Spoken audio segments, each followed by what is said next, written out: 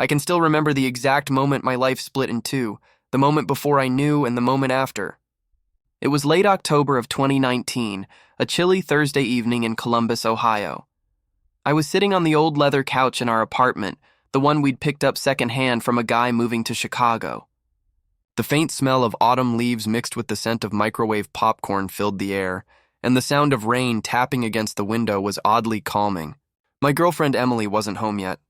She said she had to stay late at work, again. That night should have felt ordinary. I had ESPN muted on the TV, the Buckeyes highlights looping silently while I scrolled through my phone. But I couldn't shake this hollow feeling in my chest. It was like the universe was whispering to me that something was off. And deep down, I already knew it. I just didn't want to admit it. If you've ever been blindsided by betrayal, you know what I mean. Looking back, the signs had been there for months. The way Emily's phone was suddenly always face down on the table. The way her laughter shifted from that natural, genuine kind I used to love to something almost rehearsed when she talked about work.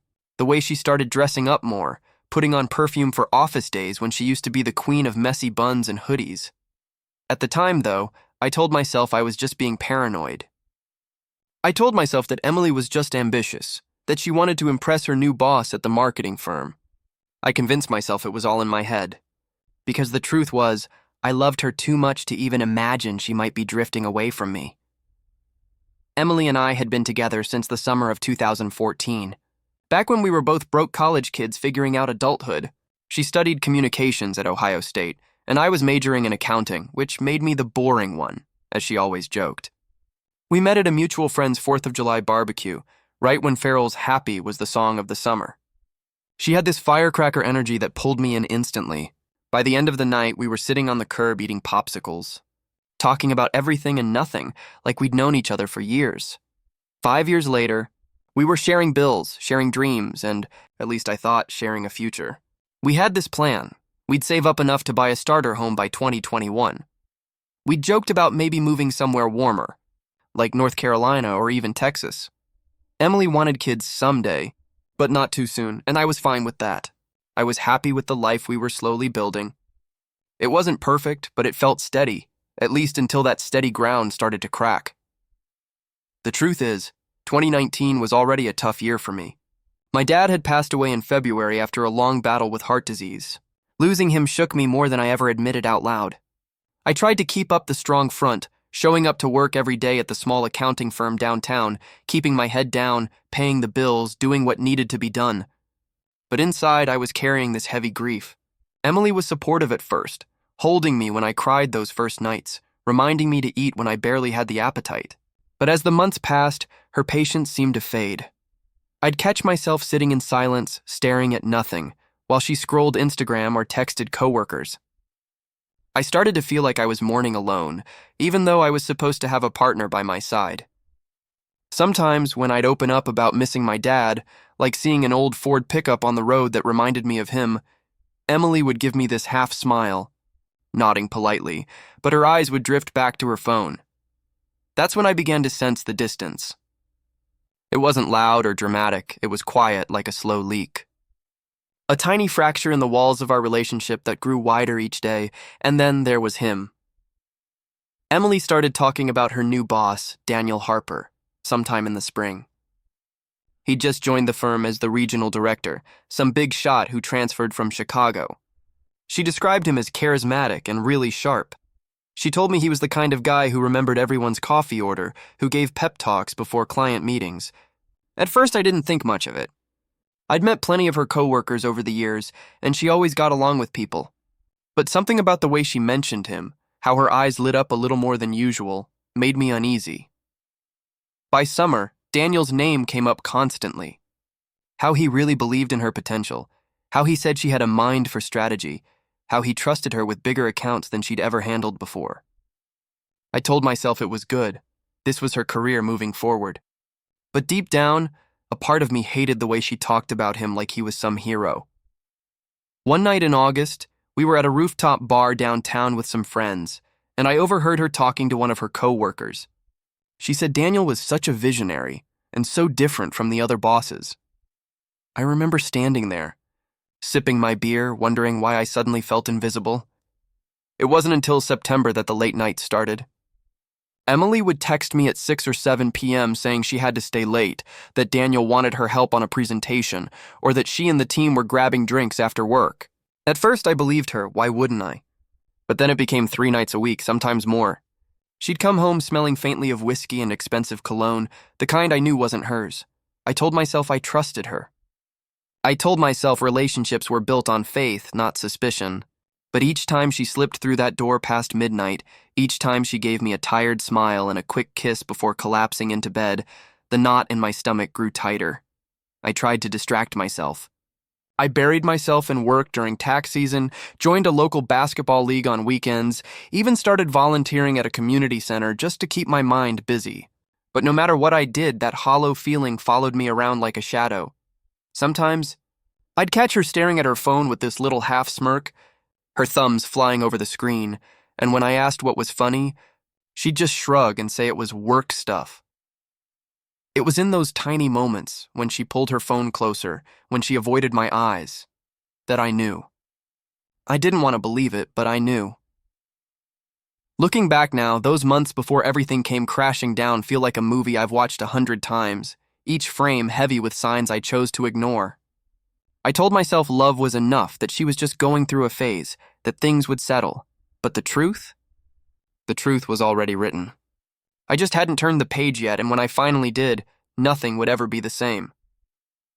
The night it all came crashing down is etched into my memory like a scar I'll never fully heal from. It was November 12th, 2019. Funny how the dates of pain stick in your head just as much as the happy ones. I can't even tell you what I ate for breakfast yesterday. But that date, I'll never forget it. It was a Tuesday, cold and gray, one of those Midwest days where the sky looks like a blank slate, heavy with the threat of snow. I'd left work a little early because my boss, Mr. Reynolds, noticed I seemed distracted. He said I should go home and recharge, which was his polite way of saying I looked like crap. He wasn't wrong. I'd been sleeping poorly for weeks, tossing and turning, waking up at 2 a.m., only to stare at the ceiling, my mind racing with questions I didn't want the answers to. Emily's late nights had gone from occasional to the norm, and her excuses had started to sound like a script she barely bothered to rehearse. That afternoon, I decided to surprise her. Not in a grand, romantic gesture kind of way, but just something simple. I thought maybe I'd swing by her office with her favorite coffee from Stouff's and a box of those overpriced macarons she liked from Pistacia Vera. It was stupid, maybe even desperate. But I was clinging to the hope that if I reminded her of us, of the little things, we could still find our way back. When I pulled into the parking lot of her office building around 4:45 p.m., the sun was already sinking. I remember gripping the coffee tray so tightly my knuckles turned white, rehearsing in my head how I'd act casual, how I wouldn't make it weird. I'd walk in, smile, maybe tease her about working too hard, and we'd laugh like we used to. But when I stepped inside the lobby, everything unraveled. Her firm occupied the 4th floor. I'd been there once before for a holiday party, so I knew the layout. But instead of heading straight for the elevators, I stopped when I noticed a group of employees gathered by the glass doors, chatting and putting on their coats. Emily wasn't among them. My chest tightened, but I pushed forward, telling myself she was probably still at her desk. The office was quieter than I expected. A few lights dimmed, keyboards clicking faintly in the distance. I passed by rows of cubicles until I reached her corner. Empty. Her coat wasn't on the chair, her bag wasn't under the desk. The coffee in my hand suddenly felt heavier. I asked one of her co-workers, a younger guy named Brian, if he'd seen her. He gave me this awkward half-smile and said, "Oh, Emily left with Daniel about half an hour ago. They had some client dinner thing, I think." Something in the way he said it, like he knew more than he was letting on, hit me hard. I nodded, thanked him, and walked back toward the elevator, my heart pounding so loud I could hear it in my ears. Outside, I sat in my car staring at the rain-slick streets, the untouched coffee growing cold beside me. I told myself it was nothing. A work dinner, normal, professional, but the voice in my head, the one I'd been silencing for months, was screaming. I don't know what compelled me, but I started driving. I told myself I was just going home, but instead my hands turned the wheel toward downtown, toward the restaurants where the firm usually entertained clients. I checked one, then another, but no sign of them. Finally, around 6:30, I spotted them. Daniel's sleek black Audi parked outside a fancy steakhouse, the kind of place with valet parking and $50 entrees. Through the rain-streaked window, I saw them sitting side by side at the bar. Not across from each other, side by side. Her hand rested lightly on his arm as she leaned in, laughing at something he said. I froze. My body felt numb, like I'd stepped outside myself. Part of me wanted to storm in, to demand an explanation, to make a scene. But another part of me, maybe the wiser part, knew I didn't need to. The truth was right there in front of me. I sat in my car for what felt like hours, watching, waiting, hoping I was misinterpreting.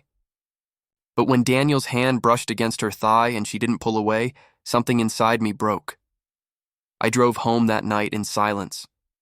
No music, no podcasts, just the sound of the rain hammering against the windshield and my own ragged breathing. My mind replayed every moment of the past year, the late nights, the hushed phone calls, the way she pulled away when I reached for her in bed. It all made sense now. When Emily finally stumbled in around midnight, smelling faintly of whiskey and perfume, I didn't confront her. Not yet. I couldn't. I just lay there pretending to sleep, my body stiff, my heart shattered. She slipped under the covers beside me, and for the first time in 5 years, I felt nothing but cold distance between us. The next day, I couldn't take it anymore. I called in sick to work, my stomach in knots, my head pounding. Emily left early, saying she had another meeting, and that was it, I snapped. I grabbed her laptop from the kitchen counter, something I'd never done before. I told myself I just needed proof, something concrete, and proof is exactly what I found. Dozens of emails, tucked away in a hidden folder. Messages that started out professional back in March but quickly turned personal. Compliments about her ideas, little inside jokes, then late-night confessions about stress and life. By July, they'd escalated into something I couldn't unsee. Last night was incredible. Can't stop thinking about you. Wish we could be more public. My hands shook as I scrolled, my vision blurring with tears. It wasn't just a fling. It wasn't just a drunken mistake. This had been going on for months, maybe longer. She hadn't just cheated, she'd built a whole other life with him behind my back. When she came home that evening, I was waiting in the living room with the laptop open. I didn't yell. I didn't throw things. I just looked at her, and in that silence she knew. Her face drained of color, her lips parted like she wanted to explain, but the words never came. I asked her if she loved him. She didn't answer, and that silence was louder than any confession. That night, we barely spoke. She slept in the guest room, and I lay awake staring at the ceiling, my mind racing through every memory we'd shared. Our first date, our first apartment, the night we sat on the floor eating pizza after moving in, talking about all the places we'd travel someday. Were those moments lies, or did she just stop loving me somewhere along the way? The next morning, she told me she needed space, that she wasn't happy, that Daniel understood her in ways I didn't anymore. She said it like she was reading from a script, like she'd rehearsed it. And in that moment, something inside me hardened. I told her to go. Watching her pack her things into a suitcase was like an out-of-body experience. Every zipper, every drawer she emptied felt like another nail in the coffin of the life I thought we had. She didn't even cry. That's what killed me the most. She didn't shed a single tear. By the end of the week, she'd moved in with him. Just like that. 5 years of love gone in an instant. The weeks that followed were a blur. Thanksgiving came and went. I sat at my mom's house, pushing mashed potatoes around my plate while my cousins laughed and watched football in the background. Everyone could tell I wasn't okay, but I couldn't bring myself to talk about it. Christmas was worse. I spent it alone in the apartment, the tree half decorated because Emily had been the one who always insisted on doing it together. I sat in the dark, staring at the blinking lights, feeling like my life had been hollowed out. The betrayal consumed me. It wasn't just about Emily leaving. It was about trust, about the years I'd given her, the dreams we'd built together, the way she walked away like it all meant nothing. But as broken as I was, I had no idea the story wasn't over. Because Emily's new life with Daniel was built on a foundation just as shaky as ours had become. And soon enough, the cracks in their world would start to show too, and when they did, everything would change again. The first few months after Emily left were the darkest I've ever lived through. I wouldn't even call it living. It was more like existing in this numb, hollow space where nothing felt real anymore. January of 2020 was when the weight of it all truly settled in. I'd get up, drag myself to the accounting firm, go through spreadsheets and tax filings like a robot, then come home to an apartment that no longer felt like mine. Everywhere I looked, there were ghosts of her. The chipped mug she always used for coffee sat untouched on the shelf. The blanket she loved to curl up with still carried the faint smell of her perfume. Even stupid things like finding her bobby pins under the couch or a forgotten hoodie at the back of the closet felt like tiny knives twisting in my chest. I tried to box her stuff up, but every time I started, I'd break down. I'd sit on the floor with her things scattered around me, clutching an old photo or one of her handwritten notes, and cry until I couldn't breathe. Grief is a strange thing. Losing my dad had been excruciating, but at least with death, there's a finality. With Emily, it was like she'd died, and yet she was still out there, alive, building this new life with someone else. The world kept turning. People kept posting their perfect lives on Instagram. Coworkers kept talking about weekend plans, and I just felt stuck in place, frozen in heartbreak. The worst part was the way people reacted. My family, bless them, tried to be supportive, but they didn't always know what to say. My mom told me I'd find someone better someday, which was meant to comfort me but just made me feel more broken. My younger sister Jenna was blunt in that way only siblings can be. She said, "She's trash, good riddance." But hearing her dismiss Emily so easily hurt too, because to me, Emily wasn't trash. She was still the girl I'd loved, even if she'd torn my heart out. Friends tried to rally around me. They'd drag me out to bars or invite me over for football games, but I always felt like a ghost sitting among the living. I'd nod, smile, even force a laugh sometimes, but inside I was somewhere else. Somewhere far away, replaying every memory, every moment, trying to figure out where it all went wrong. At work, I threw myself into tasks to distract myself, but even that backfired. Tax season hit hard in February, and while everyone else was complaining about the workload, I welcomed it. Staying at the office until midnight was easier than going home to an empty apartment. But exhaustion eventually caught up with me. I made stupid mistakes, miscalculations that my boss had to catch, and I could see the disappointment in his eyes.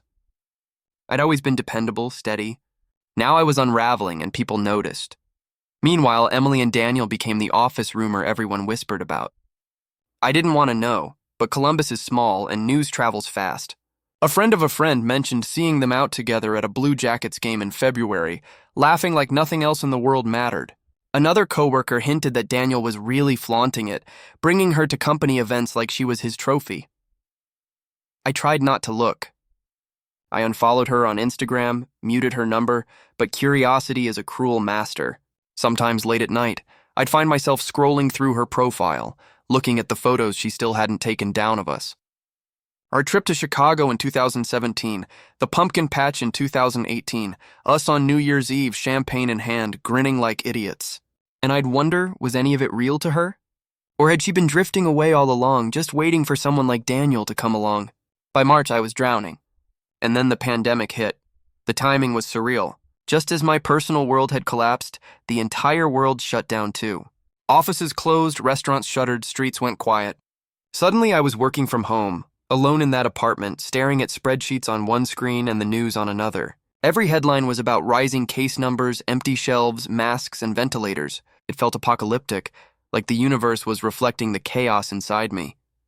In a strange way, the lockdown gave me cover. Everyone was struggling, everyone was isolated, so my own spiral didn't stand out as much. I'd log into Zoom meetings with unshaven stubble, eyes red from crying, and people would just assume I was tired from quarantine life.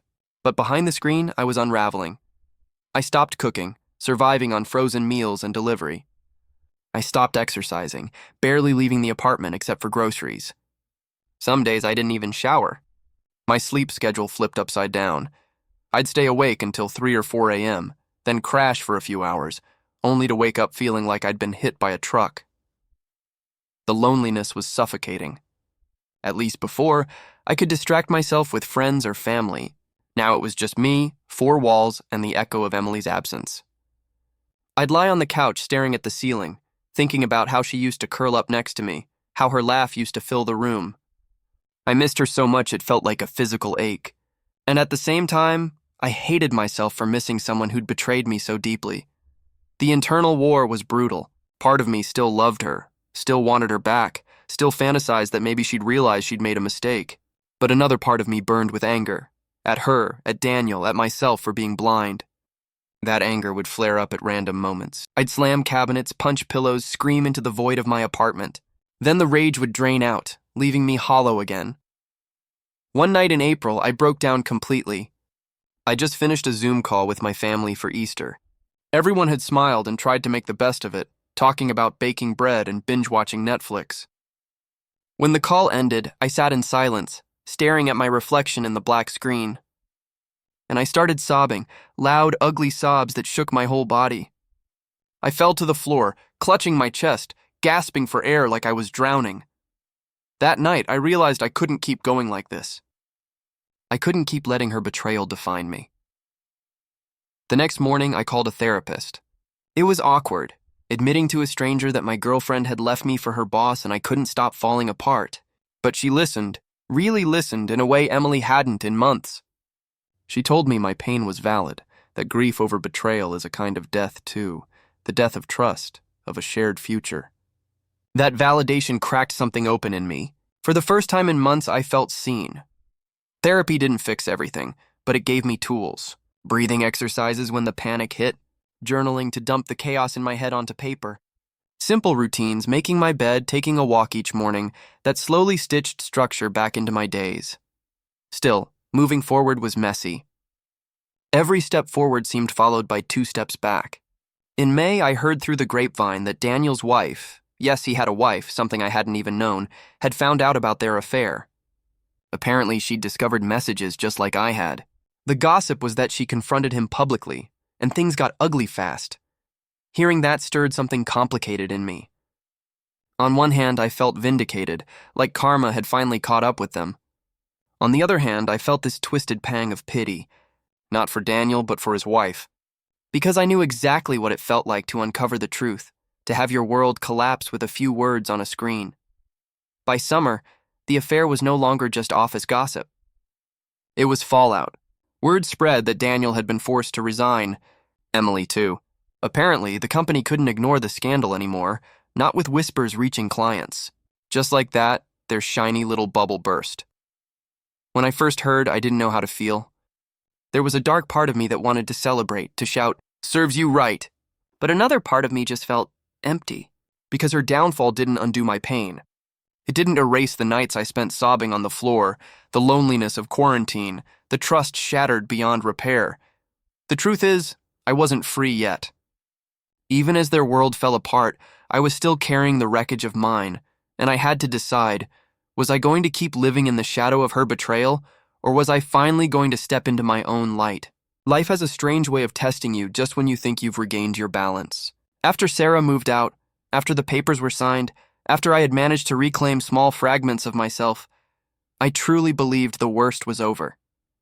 I thought I had survived the storm, but in reality, the storm was just changing shape, preparing to come at me from a new angle I never saw coming.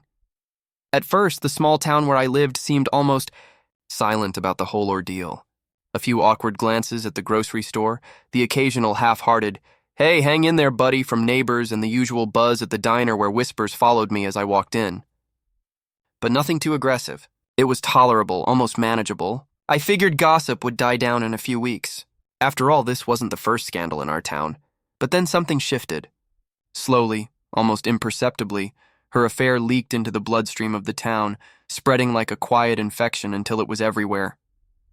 It wasn't just whispers anymore. It was stories, exaggerated versions of events, rumors so twisted they barely resembled the truth.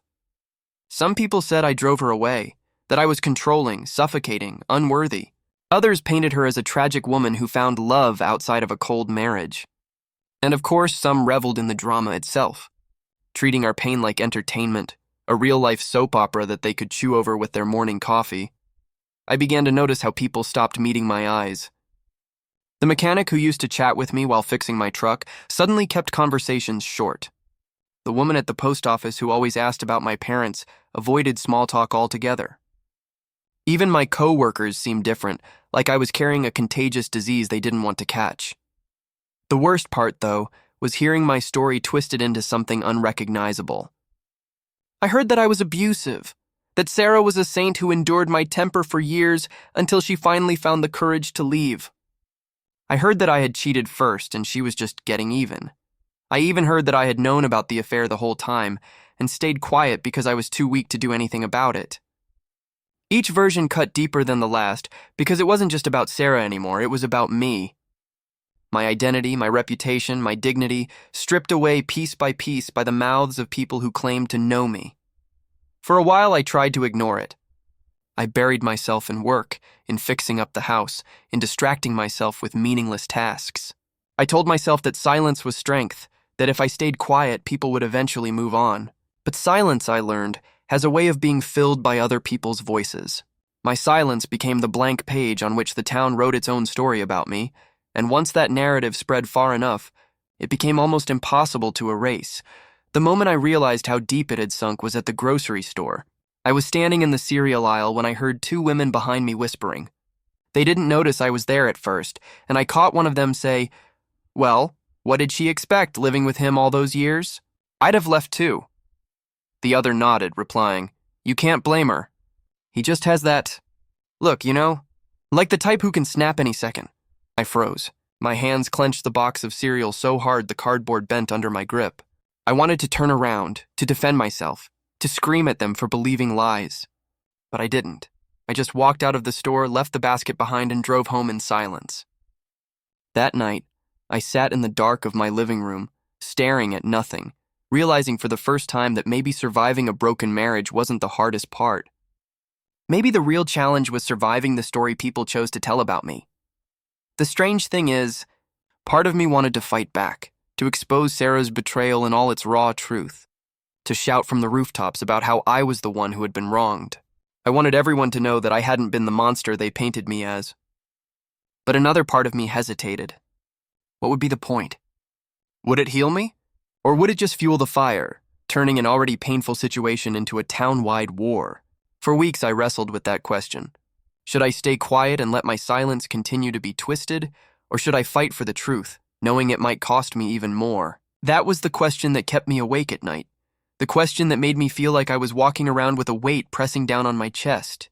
And no matter what choice I leaned toward, both paths seemed like they could destroy me. But deep down I knew one thing. Sooner or later, something had to give. The weight of silence eventually became too much. I had carried it like a stone in my chest for weeks, maybe months, convincing myself it was the dignified choice, the strong choice. But dignity doesn't protect you when people whisper lies about you in grocery stores, or when you can't walk into a diner without feeling eyes burn into the back of your neck. Silence doesn't shield you when your own story is rewritten by others until you barely recognize yourself in their words. The breaking point came on a Saturday morning. I was at the farmer's market, just trying to buy some fresh produce like I always did. A group of people stood a few stalls away, laughing, exchanging glances. And then one of them said, just loud enough for me to hear. Guess he couldn't keep his own wife happy. They didn't say my name, but they didn't have to. Everyone knew who they meant. Everyone knew my story, or at least the version they believed. For the first time, I didn't walk away. I turned and looked at them. I didn't shout, I didn't curse, I didn't throw a punch. I just looked. And in that moment, I realized something. No matter what I did, my silence or my rage, people had already chosen their side. They were invested in the spectacle. I was entertainment to them. A headline. A scandal. A way to pass the time in a small town where not much ever happened. That realization broke something in me. Not in a way that destroyed me, but in a way that freed me. Because if people were going to tell my story regardless of what I did, then I might as well take control of it. So, I spoke. I didn't plan it, didn't rehearse it, didn't sit down with some grand strategy. It just happened. It started small. At church the next day, when someone approached me with that pitying smile and asked how I was holding up, I answered honestly for the first time. I told them Sarah had cheated. I told them I had found out the way any man dreads to find out. I told them how it felt to have my world torn apart in a single moment. I didn't sugarcoat it, didn't try to protect anyone's image. I just told the truth. Word spread as I knew it would. The difference this time was that the story wasn't coming from the mouths of neighbors with half-truths and assumptions. It was coming from me. It wasn't pretty. It wasn't polished. But it was mine. At first, there was backlash. Some people called me bitter, accused me of dragging her name through the mud.